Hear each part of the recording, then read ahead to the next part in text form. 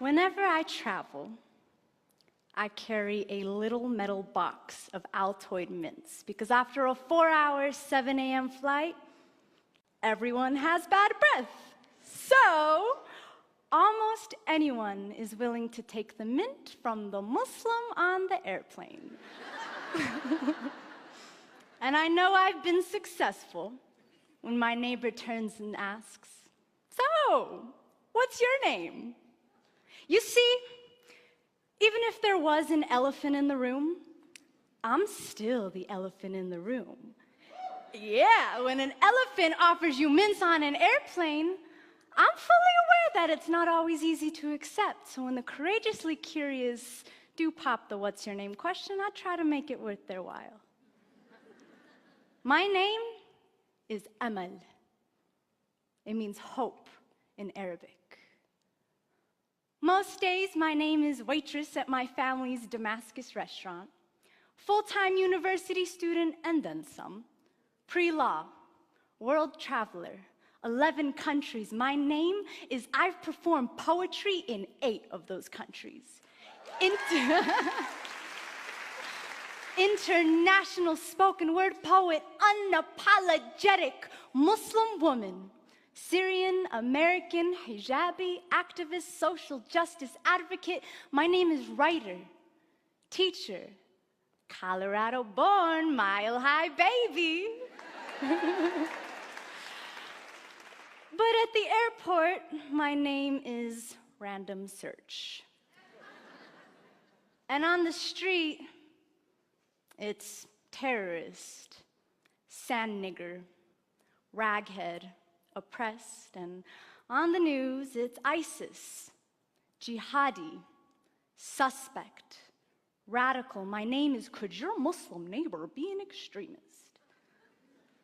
My mama, who wears the hijab, the Islamic headdress, is often referred to as "go back to your country." But she's from Iowa. And her nickname is Lisa Pizza. And it does not take more than a couple questions to figure out that her country is the Council Bluffs cornfields. But how would someone know this without asking?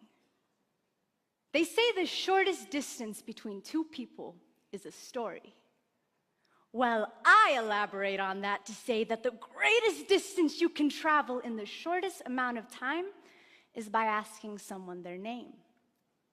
The way we name ourselves is a reflection of who we are.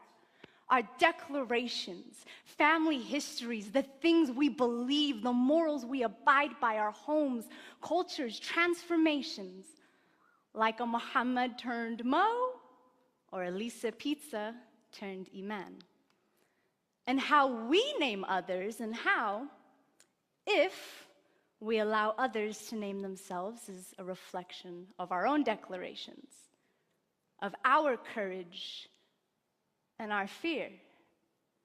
The malleability of a person's story must be self-determined, coming from the lips of the storyteller, not the anchorman, not the megaphone, not even the scarf on her head or the melanin in his skin, because no one can speak the names of billions in one breath unless it's in prayer.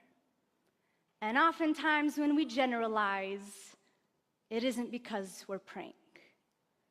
And when we don't ask someone their name, we're not asking for their story. In the world of mass media and rampant misinformation, it is hard for anyone, including myself, to deconstruct all these terrifying stories that we hear. And sometimes, instead of isolating them, individualizing them, we tend to paint a group of people with a broad brush, until suddenly, everyone with a hijab on is a raghead that needs liberating. Or everyone with white skin is a racist cracker. Or everyone with black skin is a fatherless nigger. Or everybody who looks like my father is gonna blow up the airplane. Or if the killer had a light complexion, he's just a mentally fragile lone wolf. And we come to this point where we feel like we don't even need to ask people their names because we already gave it to them. In Europe right now, a monumental name change is taking place that has completely transformed a humanitarian responsibility. Countries are deporting refugees. But when you watch news coverage, these refugees are being referred to as migrants. Because let's face it, deporting migrants sounds way more reasonable than deporting individuals who have been forced to flee their country because of persecution, war, and violence.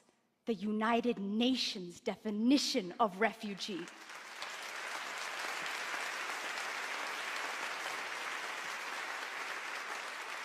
And in naming these people this way, we've attributed to them a choice instead of a circumstance, some economic gain instead of a desperation